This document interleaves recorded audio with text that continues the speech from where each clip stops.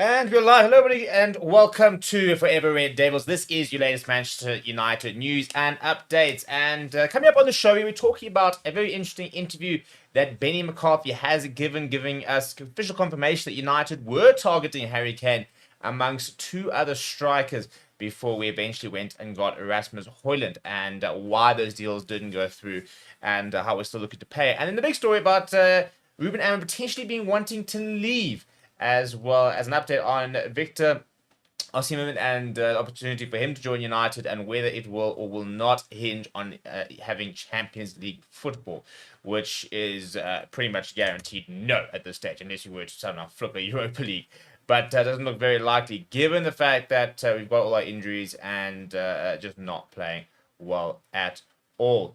Please do smash like the video. Please do subscribe to the channel as well. Also, we're talking a little bit about Erik ten Hag, because Rafael Varane has given an interview where he spoke about when he was dropped by Ten Hag, and with very little communication, said that there was an issue that happened with more than a single sort of player. So maybe sort of alluding to some of the issues that actually happened while Erik ten Hag was there, and one of the reasons why maybe they struggled to sort of see eye to eye, really, as a team. Let's get into it, shall we? So we'll start with the whole Ruben Amorim situation. So obviously at the moment things are not looking particularly good, and pundit Richard Keys has come out and has basically just slammed Sir Jim Ratcliffe about the way that United are being run, and he's actually branded them a laughingstock, and basically said that Ruben Amorim wants to leave, which I don't think anybody actually, to be fair, would blame him if he were wanting to leave after sort of the shit show that we've got to see. But let's have a look at exactly what he's wrote, and then discuss it, shall we? So he said there as follows. He said, when he turned up to watch his first game, Ratcliffe was afforded a hero's welcome. I understand why. Desperate United fans wanted to believe. Initially, they did believe, but it's all gone horribly wrong, isn't it? He said, not only has Ratcliffe ripped the heart and soul out of the club off the pitch, sacking long-time employees and even Sir Alex Ferguson, but on it, he's reduced United to little more than bits and pieces, I'm afraid to say. A laughingstock. They've got a manager who clearly doesn't want to be there, a cycling expert in charge of football matters who should never have been allowed back in the pro sport after his time in charge of Team Sky, and an owner flailing about without a clue what to do next, except sack more good people. He then finished off by saying, it's sad, it really is, but don't say I didn't warn you. How many times have I pointed out what happened at both Lausanne and Nice after Ratcliffe took controlling interest in those clubs? Let's talk about it, shall we? So at the moment, Sir Jim Ratcliffe is being slammed left, right, and centre. There are a lot of people coming out against him, a lot of criticism being levelled towards him, and probably all quite fair, because at the moment we're not seeing any real tangible improvement at United since Ineos has come in. They've sacked a lot of staff, they've had a lot of redundancies, they've cut costs and the likes of that. We haven't seen them inject. We haven't seen any money really they've injected inverted commas into us. Even the money that we spent on players is money that would have been spent anyway. To be perfectly honest, the club generates a very large amount of revenue, and we can afford sort of the transfers that we've had over the last few years. Now it's sort of starting to catch up with PSR because we're not selling at sort of similar prices, but we're yet to see where the money is. We've got these brand new shiny owners, and they backed Erik ten Hag. They then had to pay money to sack Erik ten Hag. They brought in Ruben Amorim, and it's just not worked. They didn't buy anybody in the January transfer window apart from Dorgu, so they gave Ruben Amorim effectively one signing. And lots of people now standing up saying, well, how do we get behind an ownership which just doesn't seem to really back the manager and care what goes on at United? And I think that it's a very fair criticism, to be honest. Yes, we all know this is going to be a long process. We know this is never going to be an overnight fix, because the club under the Glazers has slipped to, let's be perfectly honest, a mid to low table club in terms of the way it's run, in terms of the squad quality, in terms of everything, really. So since Ineos taken over, we're almost a year later, and what they've done is they've cut a lot of costs. Cool. But where have we seen these costs? Where are we seeing the improvements? Where are we seeing the betterment? Yes, Carrington's currently being upgraded, and we spent a lot of good meetings about what's going to happen at Old Trafford, but we're not seeing anything tangible yet. And, in terms of Ruben Amorim wanting to leave, I wouldn't be surprised if he wants to leave, to be honest. I think it's a bit like most managers, like a bit of Mourinho, where you kind of come into a club and you actually don't realize the degree of problems, the degree of issues, and the degree of the scope of the work you actually have to do until you arrive. Ruben Amorim looks at it from the outside and sees, right, well, you've got new owners, for example. United have not spent particularly well in the transfer market. They've got a player power issue, and there's obviously a lot of egos in the dressing room, which I think there are. So he says, I think I can change that. I think I can go in and I'm going to take on these players and I'm going to sort of, I think I can relate to them, but at the same time, I'm going to make sure they know I'm in charge and I'm happy to drop and not play players. I'm happy to make the big moves, which he did with Marcus Rashford, dropping Garnacho and the likes of that. And I think he's thinking, and if they can bring me a couple more players as we go on, I think I can actually build them into a better team than what they're performing now. He's arrived. He's realized just how bad things are in the change room. And I think the player power dynamic that's in the change room, I think he's realized now that he's not going to get backed by Ineos in as he was in January. So he's going to sit there and say, well, I was probably told I was going to get players. No, I didn't get these players. And he has to come out and say, oh, yeah, well, it's difficult, etc., etc. So you have to come out excusing Ineos all the time. And you have to come out justifying why we haven't signed players, why, things aren't going as well as they should be. And you should never be in that situation. You should never be in a situation where you have to kind of justify why you're not being backed, why you're not being supported. And I think if you knew all of this going back 6 months ago, I don't think there's a chance he comes to United. I think this is the big thing. And this was all the problem. If you look to try and sack him, who comes in? What manager is going to actually even want to come in? Because this job ruins you as a manager. It really does. Name a manager who's left United better off. They've actually had to go to other clubs, sort of start again, and then they managed to rise to the top. Look at how David Moyes has been so successful when he left. He did a brilliant job at West Ham. All things come to an end. Now he's going back to Everton, and he's probably going to keep them up this season. He's done a phenomenal job there. We've seen Mourinho float around, and I think Mourinho sort of coming to an end. I think he should have stayed at Spurs. I think he could have potentially won them a trophy, but he did find early success at Roma, for example. Ruud van Nistelrooy has gone to Leicester. It'll be interesting to see how he goes over there. Not that he was ever sort of full-time manager, but Ralf Rangnick, I think everything he said about the club was bang on, and he wasn't known for his sort of managerial prowess, but far more for his sort of structural advice and everything he spoke about. He said, the whole open heart surgery and the likes of that. He was so right.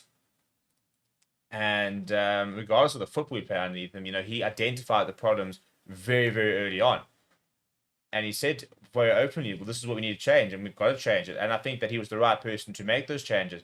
But once again, we've got owners who are such cowards that as soon as anybody starts to suggest what they're doing isn't amazing, despite the fact that we can all see what's going on, they get moved along. I mean, I'd love to know the situation where Dan Ashworth has moved on. What did he have to say? Why has he moved on?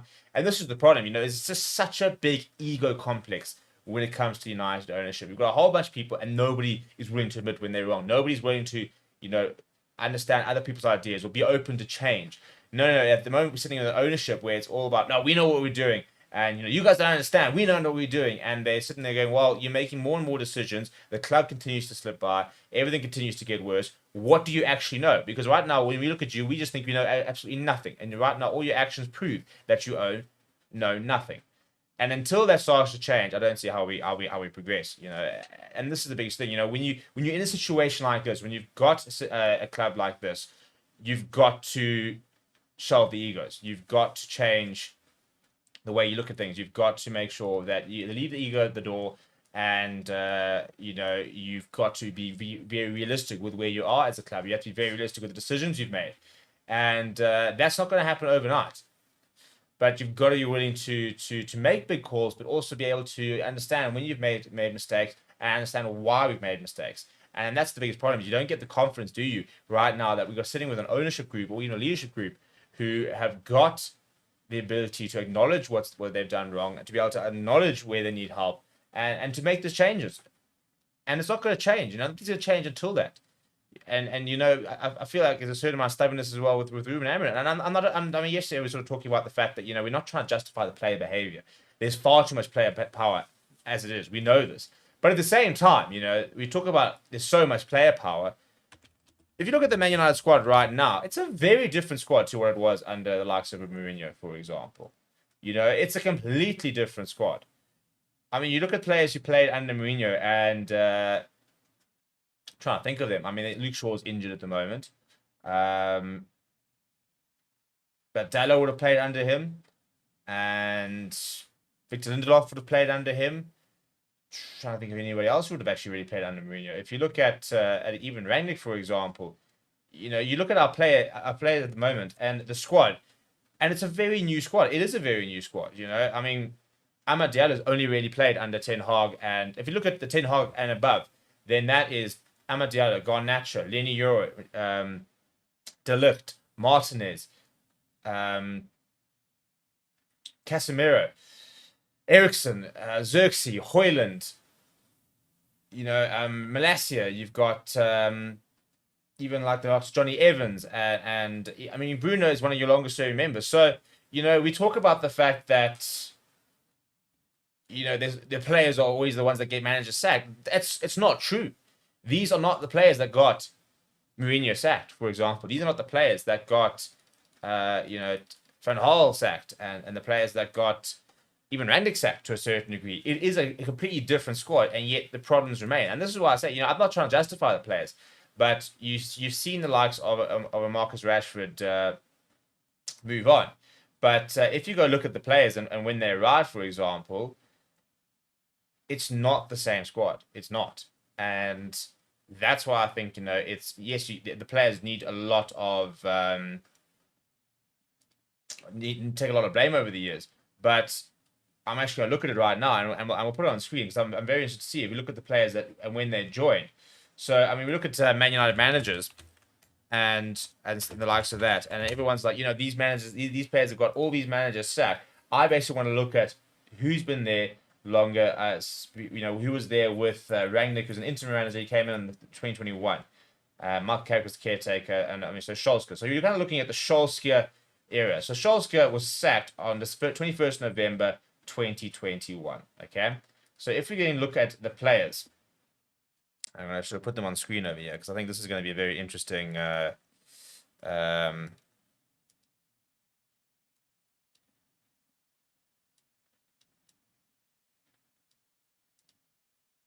Right, so there we go. So those are the players. This is the current squad, and the reason I'm showing this again because if we talk about the fact that these players got Ole sacked, what did I say? Ole Solskjaer got sacked in November 2021. Okay, so the players who played under Ole Gunnar Solskjaer are as follows: Luke Shaw currently injured, Victor Lindelof not playing, Dallo, Maguire, Fernandes, Amadou barely played under him. This is the big thing. We talk about these are the players that got Solskjaer sacked. These are the players that got. No, they're not. They're not the players. This is the problem. They're a completely different squad. We have got a completely different squad since July 2021. Who's come in? I mean, let's look at 2022 for example. That's literally just the Ten Hag era. Garnacho, Eriksson, Martinez, Casemiro, Koimanu, Mason Mount, Evans, Onana, Rasmus Højlund, Alcin Bayende, Collier, Xerxes, Lenny Euro, Matthias de Ligt, Nazarari, Ugarte, Aiden Heaven, Patrick Dorgu. So all these players, inverted commas, that got the manager sacked, it's nonsense. It's literal nonsense. So you're trying to say that it's the players that the issue is in the changing room, and obviously Rash is part of this. But you're telling me that Luke Shaw, Victor Lindelof, Diego Dallo, Harry Maguire, Bruno Fernandes, those five players, which ironically 2 or 3 of them have been our best performers the last season or two, are the problem. Are you telling me that Bruno Fernandes is the problem? Is Harry Maguire the problem? Is Diego Dallo the problem? Is Victor Lindelof the problem? Is Luke Shaw not playing? Is he the big problem in that side? I don't think they are. We talked about a Pogba, for example, and even recently a Sancho and a Jesse Lingard and a Marcus Rashford, but those players haven't played for United in years. So right now, this whole idea of the current players, you can't, these are the players that got other managers sacked. It's not true. These aren't the players that got Solskjaer sacked. These aren't the players that got Rangnick sacked. These aren't the players that got, as mentioned there, Jose Mourinho sacked and the likes. It's a completely different squad, and yet the problems haven't changed. So I don't think right now you can turn around and just blame the players from an attitude point of view because it's a completely different squad. How is it that if we look at the last 10 to 15 years, let's go 10 years, 2015 onwards, let's go basically Mourinho onwards, and say, right, it was always the players' fault. It's 2 completely different squads, almost 3 completely different squads if we're going to be brutally honest, and yet the same issues are happening, which means it's so structural to the club. It's not necessarily a player issue, it's a structure issue. And I think that's why if Ruben Amorim gets sacked, I don't think you could turn around and say these players got, it's the same players that got Schalke sacked and Ten Hag sacked and now Amorim sacked, because the players have changed. But the results haven't really changed, and where we are. And I mean, this is the thing, right now we're sitting in a worse spot off than when we took over. Welcome, Joshua, saying the Saudi takeover would have been a whole different change to the club, in my opinion. I think it probably would have been. I think there would have been far more investment. I think that we would have seen them putting a lot of money in. I think they would have liked to have made big marquee signings. It's kind of what they do. You look at the Newcastle project, the City signing, and they would have put a lot of big signing players. I'll be interested to see if they would have gone with Ruben Amorim, or whether they would have tried to go in with someone who's a bit more established. And the problem is, everyone's sitting there saying, "Oh, well, moral compass. We don't want a Saudi takeover or Qatar takeover and the likes of that." I mean, the Saudis have done a really good job with Newcastle. The whole, whether you sit there with a moral compass, well, where does your moral compass lie and the likes of that? Right now, I'd just like to see a football club being run properly. In terms of the actual funding of it, that's a separate issue. But this is my point. I'm not even worried about the funding. I don't have this massive issue with what the funding model is at United. I've got a massive issue with how the club is fundamentally run. The people running the club, are they competent? Because I just look at them and say, no, they're not competent. I don't think they are. And that's my biggest problem. In regards to ownership, I want competence in the right place. I want people who know how to run a football club actually running my football club. Because at the moment, I look at it and think it's a bunch of clowns. It is a bunch of clowns, really. It's a bunch of egotistical clowns as well, who can't admit when they're wrong. So, very, very frustrating. But just before we wrap up, we're going to talk a little bit about some transfer news. And Benny McCarthy has revealed a list of players that they want to try and bring in while he was there. R.I.P. Benny. What a lad. But the first, obviously, was Harry Kane. And Benny McCarthy revealed, he said, in the summer of 2023, Harry Kane was our number one target. He said Kane was the prime target, but obviously the price tag was an issue because he would have been leaving Spurs for United. A few extra £1 million were added onto the price, which, for a 30-year-old doesn't seem wise. But for £100 million, I'm sorry, I don't care. For £100 million, we should have gotten Harry Kane. Like £100 million, you were buying 30 goals a season. Did he look at, I don't care if he was 30 years old, did he look at the time like he was on the decline? Did he look like things were going to change? Did he look like things were going to go badly? No. I mean, he's busy breaking records left, right, and center for Bayern Munich.